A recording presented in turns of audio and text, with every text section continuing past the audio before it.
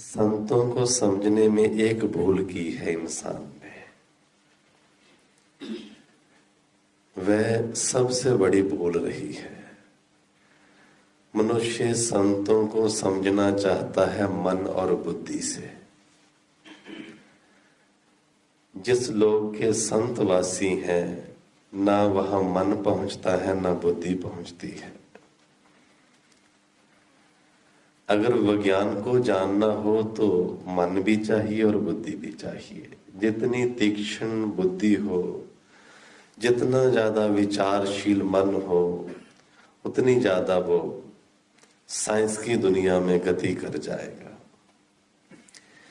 लेकिन संतों की अध्यात्म की दुनिया में ये दोनों टूल काम नहीं करते। ना वहां मन पहुंचता है ना वहां बुद्धि पहुंचती है। संत को समझना हो तो वहां प्रेम पहुंचता है, हृदय पहुंचता है। साहब अगर किसी संत को जानना हो तो कृपया हृदय के द्वार खुले रखें। चाहे वो नानक हो, कृष्ण हो, भगवान बुद्ध हो, भगवान कोई भी संत हो, उन तक जाना हो तो हृदय के द्वार से ही जाना पड़ता है। सच में अगर कोई हृदय के द्वार से प्रवेश कर जाए तो आज भी नानक उसका स्वागत करते हैं। गुरु नानक के द्वार आज भी उसके लिए खुले हैं। कबीर के द्वार आज भी उसके लिए खुले हैं। शर्त एक ही है, हृदय के द्वार से प्रवेश कर जाए। आपने कभी देखा होगा, जब आप किसी के प्रेम में होते हैं ना, अगर उससे कहीं बिछोड़ा पड़ जाए तो आप ये नहीं कभी कहते कि मेरे यहां कुछ हो रहा है। आप कहते मेरे यहां कुछ हो रहा है। वो बिछोड़ा जब उठता है तो यहां कुछ करता है, हृदय चक्र पर कुछ होता है। इसका मतलब एक ही है, प्रेम हृदय का द्वार ही जानता है बस। तो संतों को जानने के लिए हृदय तो चाहिए। मुझे एक छठे सिख परंपरा के छठे गुरु हरगोविंद के जीवन से एक घटना याद आती है। वो कश्मीर में गए थे। एक वृद्ध महिला थी जो उनकी साधिका थी, बहुत प्रेम करती थी उनसे। उसका नाम था भागभरी। बुजुर्ग थी, लगभग उसकी एज रही होगी कोई 85-90 वर्ष के करीब। और गुरु हरगोविंद वो युवा अवस्था में थे तब। वो कश्मीर में उसके प्रेम के कारण गए। वो इतने प्रेम से पुकारती थी, मेरा वृद्ध शरीर है, मैं तो उनका दर्शन करने नहीं जा सकती, लेकिन मेरे प्रेम के तरंगों को कौन रोक पाएगा। मेरी प्रेम की तरंगे तो उन तक पहुंच ही जाएंगी ना। वो प्रेम से याद करती थी, पूरा भर जाती थी प्रेम से। कहते हैं वो प्रेम की तरंगे गुरु हरगोविंद जी तक पहुंचती थी। एक दिन वो कह उठे, आज कश्मीर की यात्रा के लिए चलते हैं। निकल पड़े कश्मीर की यात्रा के लिए। वो दिन ना आ गया जब वो कश्मीर पहुंचे। उस बूढ़ी महिला के घर की तरफ चलने लगे। उस बूढ़ी महिला को ठीक से दिखाई भी नहीं पड़ता था। प्रेम को देखने के लिए इन चर्म चक्षुओं की जरूरत भी क्या है। जिसने प्रेम की आंखों से देख लिया, भले उसकी जे आंखें हो या ना हो, दर्शन फिर भी होता है। कुछ दर्शन है जो आंख खुली से कर लेते हैं हम, लेकिन दिव्य दर्शन तो आंखें बंद करके भी बड़े प्रेम से आप उसमें डूब सकते हैं। तो वो भी प्रेम के साथ डूब गई। उसको जब पता चला गुरु आ रहे हैं सामने, तो भागी। वो प्रेम के वश भागी। उनके पास गई तो प्रेम में इतनी डूब गई, उसकी जो जुबान थी वो फिसल गई। वो जुबान से कहने लगी, कहना तो ये था, पंजाबी में वर्ड है, मैं पापी तू बख्शनहार, है ना, लेकिन उसकी जुबान फिसल गई। वो कहने लगी, तू पापी मैं बख्शनहार तू पापी मैं बख्शनहार। जो गुरुजी के साथ थे उन्होंने कहा, ये तो बात अटपटी कह रही है, उसको रोका। अरे क्या बोल रही है तू, तुझे शर्म नहीं आती? गुरु को क्या बोल रही है? तू पापी मैं बख्शनहार। गुरु हरगोविंद उनको रोकते हैं, कहते नहीं, आप इसके शब्द पकड़ रहे हो, मैं इसका भाव पकड़ रहा हूं। कह तो भाव से जही रही है, मैं पापी तू बख्शनहार। लेकिन प्रेम कहीं कोई मर्यादा जानता है? प्रेम में कहीं कोई मर्यादा होती है? स्वामी रामकृष्ण परमहंस के हम 2 रोज पहले उनके स्थान पर थे दक्षिणेश्वर में। उनसे बड़ा प्रेमी, उनसे बड़ा पुजारी कोई हुआ ही नहीं आज तक। वो पहले भोजन करते थे, पहले खुद लगा लेते थे अपने आप को, फिर मूर्ति को लगाते थे।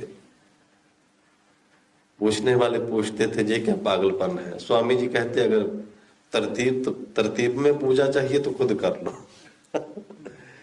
मैं तो ऐसी पूजा जानता हूं। मेरी माँ मुझे खिलाती थी, पहले आप चख के देखती थी, नमक मिर्च पूरी है, बराबर है, तब मेरे को खिलाती थी। मैं भी चेक कर रहा हूं भगवान को भोग लगाने योग्य है या नहीं है। उनसे बड़ा पुजारी कोई नहीं हुआ। मैंने स्वामी जी वो मूर्ति देखी, मेरे बड़े भाव में मैं डूब गया। वहां पे श्री कृष्ण भगवान की मूर्ति है जिनकी स्वामी रामकृष्ण पूजा करते थे। तो उस मूर्ति की एक टांग टूट गई। तो जो प्रबंधक थे मंदिर के, उन्होंने कहा इस मूर्ति को गंगा में बहा देते हैं और नई लाकर स्थापित कर देते हैं। स्वामी जी रोने लगे, कहने लगे नहीं नहीं, मेरे बाप की भी लात टूटी थी, हमने उसको गंगा में नहीं बहाया और स्वामी जी ने वहीं उसको पट्टी करके वहीं फिक्स कर दी। वो आज भी श्री कृष्ण की मूर्ति एक लात की, एक टांग नहीं है उसकी आज भी। इतना भाव, इतना बड़ा भाव कहाँ कभी कभी किसी हृदय में पैदा होता है। तो संतों को जानने के लिए हृदय चाहिए, एक उमंग चाहिए, एक प्यास चाहिए। तो मैं भी आपसे यही प्रार्थना करना चाहता हूं, 4 रोज हम जहां रहेंगे, कृपया अपने हृदय को खुला रखें। हम स्वामी जी की ऊर्जा में डूबेंगे, जिन्होंने भगवान ओशो का सानिध्य माना है। अगर हृदय हम खुला रखेंगे तो निश्चित हम भर के जाएंगे जहां से। मैं अभी मेहर बाबा से कह रहा था, इतना प्रेम कहीं देखा है तूने? जितना प्रेम जहां बरस रहा है। और प्रेम की भी कैटेगरीज होती है, मुझे लगता है ये हाईएस्ट कैटेगरी, इससे बड़ा प्रेम कहां मिलेगा। तो गुरु नानक साहब का हम पर्व मना रहे हैं, उनको याद कर रहे हैं। गुरु नानक साहब का भी जीवन बड़ा अद्भुत है। उनके जीवन में भी आप देखिए, परोपकार परोपकार है। लंबी लंबी उन्होंने यात्राएं की और उन लोगों को जाकर पकड़ा जिन लोगों के साथ कुछ हो सकता था, उनको सत्य का ज्ञान दिया। अभी मैं दंग रह गया, मुझे किसी ने बताया गुरु नानक इटली तक जा गए हैं, इटली तक, वहां उनके कुछ पद चिन्ह मिले हैं। कहां उस टाइम पे जे ना यातायात के इतने बड़े साधन थे जो आज हैं। कई कई महीने लग जाते थे एक देश से दूसरे देश में जाना हो। उनको क्या पड़ी थी? उन्होंने तो जान लिया था काम समाप्त था। सच में सदगुरु हम जैसे मूर्खों के लिए ही आते हैं। हमारे लिए ही वो इस जमीन पर जन्म लेते हैं। जन्म शरीर का कह रहा हूं, उनके जो भीतर अवतरित होता है वो तो अजन्मा है। आप में भी कुछ ऐसा है जो अजन्मा है। शरीर तो जन्मता है माँ बाप से, लेकिन वह जन्म, मुझे गुरु नानक के जीवन का एक शब्द याद आ गया, बड़ा अच्छा शब्द है, अभी सामने आ गए उनकी पंक्तियां। वो एक लंबी यात्रा के बाद वापस आए थे घर में, लगभग 12 वर्ष के बाद। 2-4 महीने घर में रुके और यात्रा के लिए जाने की तैयारी करने लगे। उनकी जो बहन थी ना, वो बहुत अद्भुत स्त्री थी, नानकी, बहुत प्रेम करती थी उनसे। शायद वो पहली स्त्री है जिसने गुरु नानक से कुछ अज्ञात की खबर ले ली। उसने देखा जब यात्रा पर जा रहे हैं, फिर से पहले गए थे 12 वर्ष के बाद आए, अब फिर चले जाएंगे। तो गुरु नानक के तो छोटे छोटे बच्चे हैं, बेटे हैं, उनको पकड़कर उनके सामने ले आती है। उनको कहती है अब आप यहां से नहीं जा सकते, ऐसे आपका परिवार है, आपकी फैमिली है, आपकी पत्नी है, आप परिवार को छोड़कर नहीं जा सकते। गुरु नानक मुस्कुराकर कहते हैं अरे पगली, मेरा परिवार तो मेरे साथ ही चलता है। बहनों को बड़ी अटपटी बात लगी। परिवार, हम यहां घर में होते हैं, पत्नी पीछे घर में थी, बच्चे पीछे थे, परिवार साथ में। बहन सोचती है शायद ये हमारी याद को साथ ले जाते हैं, उसकी बात कर रहे हैं। पूछती है नानक जी आप हमारी याद को साथ में ले जाते हैं, उसकी बात कर रहे हैं। गुरु नानक कहते नहीं नहीं, मैं तुमसे सत्य कहता हूं, मेरा परिवार मुझसे कभी बिछड़ा ही नहीं है, वो मेरे साथ चलता है। वो कहती है जरा खुलकर बताएं मुझे, आप कहना क्या चाहते हैं। तो गुरु नानक वहां आंखें बंद कर लेते और गाने लगते हैं। उनका एक बहुत प्यारा शब्द है, उस वक्त उन्होंने गायन किया। उन्होंने कहा मेरा जो परिवार है वो मेरे साथ चलता है। बहन पूछती है उसमें माँ है, उसमें पिता है। गुरु नानक कहते हाँ, उसमें माँ भी है, उसमें पिता भी है, उसमें पत्नी है, हाँ पत्नी भी है और बच्चे भी है। बहन पूछती है बताइए वह परिवार क्या है। गुरु नानक आंखें बंद कर गाते हैं। मालूम है क्या गाया उन्होंने गाया माता मत पिता संतोख। उन्होंने कहा मेरे अंदर जो श्रेष्ठ मति का जन्म हुआ है ये मेरी माँ है, ये हर वक्त मेरी सुरक्षा करती है, मेरे साथ रहती, मुझे कभी अकेला छोड़ती नहीं है। माँ का कर्तव्य क्या है, बच्चे को संकट से बचाना। जहां माएं बैठी हैं जिनकी गोद में बच्चे रहे होंगे, बच्चा अगर गलती से भी आग की तरफ जाना चाहे तो माँ रोकती है, हिफाजत करती है, उसको प्रोटेक्ट करती है। गुरु नानक कहते ये जो श्रेष्ठ मत मेरे भीतर जन्मी है ना, ये मेरी माँ है, ये हर वक्त मुझे प्रोटेक्ट करती है, हर वक्त मेरे साथ चलती है, साथ रहती है, कहीं ऐसी जगह जाने ही नहीं देती मुझे जहां जाकर मैं उलझ जाऊं, जहां जाकर मैं फंस जाऊं, ये जाने ही नहीं देती मुझे कहीं भी। नानक कहते हैं संसार में जिसकी फिजिकल फॉर्म की मां मर जाए, प्रभु ना करे किसी के साथ ऐसा, अगर फिजिकल मां किसी की उसकी डेथ हो जाए तो शायद वो संसार की चोटों से बच जाए। लेकिन जिसकी जे आत्मिक आध्यात्मिक मत जे मां जिसकी मर जाती है, जे तो कदम कदम पे चोटें खाता है, जे तो हर कदम पे इसको दुख सहना पड़ता है। नानक कहते हैं जे जो श्रेष्ठ मती है, जे मेरी मां है, जे मेरी सुरक्षा करती है। पिता संतोष, मेरे भीतर जो संतोष का जन्म हुआ है, जे मेरा पिता है। पिता का कर्म क्या है? पिता का कर्म है बच्चों को खुश रखना। पिता सुबह घर से जाता है, कमाई करके लाता है, किस लिए? बच्चे खुश रहे। नानक कहते हैं एक पिता जो संतोष मेरे भीतर जन्मा है, जे मुझे हर वक्त खुश रखता है। मैं कभी दुखी नहीं होता, जिसको कुछ चाहिए नहीं।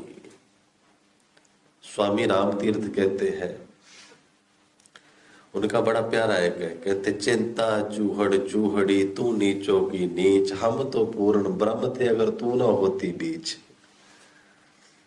चिंता, ख्वाहिश, डिजायर, और मिले और मिले, जहां से कुछ मिल जाए वहां से कुछ मिल जाए, हर वक्त लेने की भावना, हर वक्त छीनने की भावना। देखो ना, कभी दान देना नहीं है, लेकिन लेने की बात हर वक्त। मैं कई दफा कहता हूं, अगर मेरे पास 100 एकड़ जमीन है तो वो तो दिखाई नहीं पड़ती। पड़ोसी के पास 1 एकड़ है, वो भी इस प्लानिंग में बंधा रहता है, कैसे इसको छीन लो, कैसे इसको अपनी बना लो। संतोष नहीं है।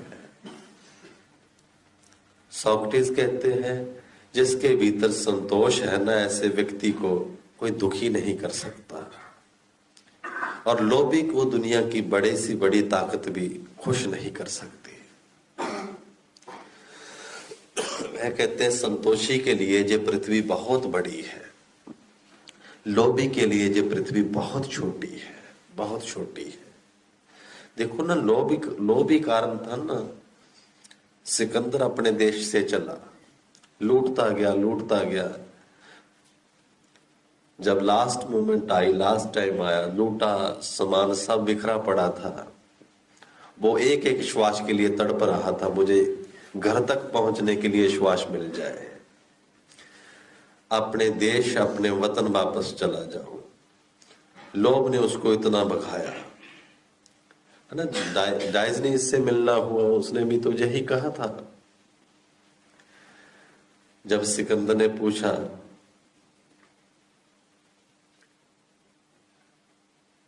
डाइज ने पूछा था, तुम कहां जा रहे हो? कहता, हिंदुस्तान को फतेह करने के लिए। वो फतेह हो गया, क्या करोगे? कहता, कोई और देश फतेह करूंगा। वो भी फतेह हो गया, और क्या करोगे? कोई और देश फतेह करूंगा।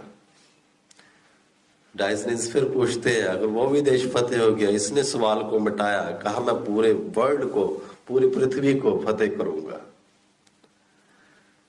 वो फकीर फिर बोला, अगर पूरी दुनिया भी फतेह हो गई फिर क्या करोगे? ये तो उसने कभी सोचा भी नहीं था, फिर भी कुछ करना होगा। सिकंदर फिर कहता है, मैं फिर विश्राम करूंगा।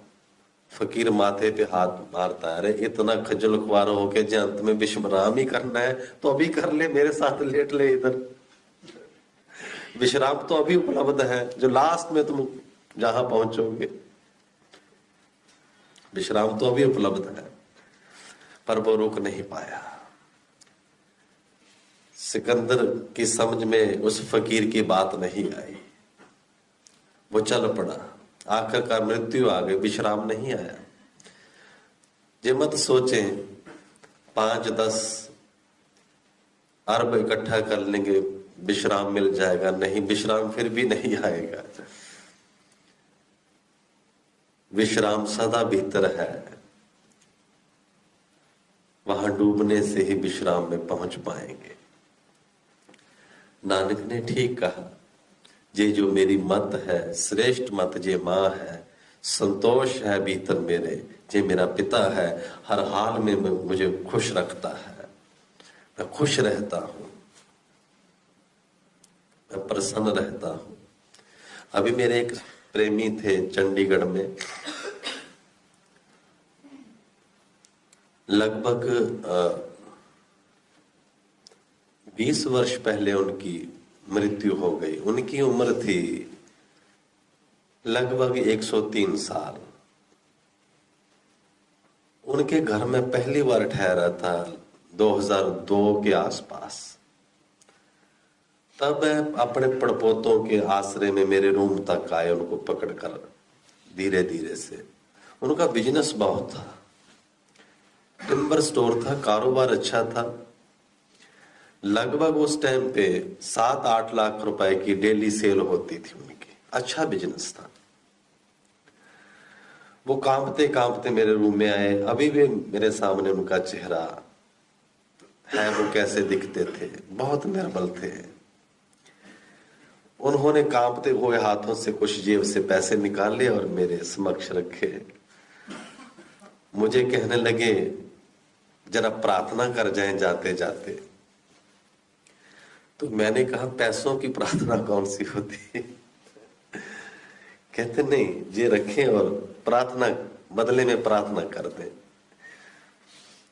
तो मैंने मन में सोचा, ये कहेंगे अब शरीर बहुत सूख गया है, हड्डी पिंजर हो गया है, अब जल्दी से परमात्मा मोक्ष की ओर ले चले, ऐसी कोई प्रार्थना करने को कहेंगे।